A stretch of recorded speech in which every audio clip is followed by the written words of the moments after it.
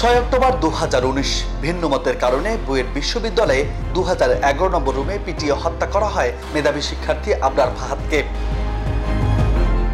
সাল 2003 রাজধানীর পান্থপথে ছিনতাইকারী সন্দেহে 3 যুবককে হাত পা বেঁধে শত শত মানুষের সামনেই পুড়িয়ে মেরে ফেলা হয়। 2011 সালের 17 জুলাইও ডাকাত সন্দেহে মিরপুর বাংলা কলেজের শিক্ষার্থী ইব্রাহিম ও তার 5 বন্ধুকে সাভারে পিটিয়ে হত্যা করা হয়। সবশেষ গত বুধবার রাতে চোর সন্দেহে তোফাজ্জল হোসেন নামের এক যুবককে ঢাকা বিশ্ববিদ্যালয়ে ও জাহাঙ্গীরনগর বিশ্ববিদ্যালয়ে ছাত্রলীগ নেতা শামীম মোল্লাকে পিটিয়ে হত্যা করে শিক্ষার্থীরা। শুধু আবরার, তোফাজ্জল, শামীম কিংবা ইব্রাহিম ও তার বন্ধুরা নয়, ডয়েচে ভেলের প্রতিবেদন বলছে 2011 থেকে 2018 সাল পর্যন্ত দেশে বিচার বহির্ভূতভাবে হত্যার শিকার হয়েছেন 800 জন।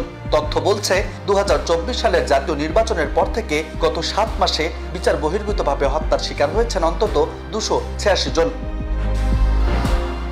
বিশেষজ্ঞরা বলছেন বর্বরতার মাত্রায় কোনো ঘটনাই কোনোটির চেয়ে কম নয়। তবে সর্বশেষ একই ধরনের 2টি হত্যাকাণ্ড সর্বস্তরে মানুষকে হতভম্ব করেছে। এমন অবস্থায় প্রশ্ন উঠেছে, বাংলাদেশে মব জাস্টিসের শেষ কোথায়, থামাবে কে?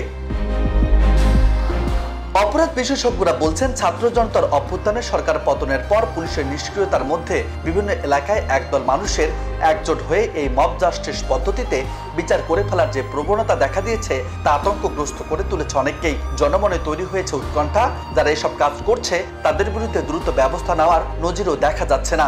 সেই প্রবাদটির মতো তাই প্রশ্ন উঠছে, বিড়ালের গলায় ঘণ্টা বাজবে কে? বিচার বহির্ভূত এসব হত্যাকাণ্ডের পিছনে আইনের নীরবতাকেই দায়ী করছেন মানবাধিকার ও আইন বিশেষজ্ঞরা। তারা বলছেন মব জাস্টিস বলে আসলে কোনো শব্দ নেই। এ ধরনের কর্মকাণ্ড একটা অপরাধ। দীর্ঘ সময় ধরে পুলিশ ও আইনের উপর মানুষের আস্থাহীনতার কারণেই এই ধরনের অপরাধ প্রবণতা বেড়েছে। আবার সাম্প্রতিক সময়ে পুলিশের যে ভূমিকা সেটাও ঠিক নয়।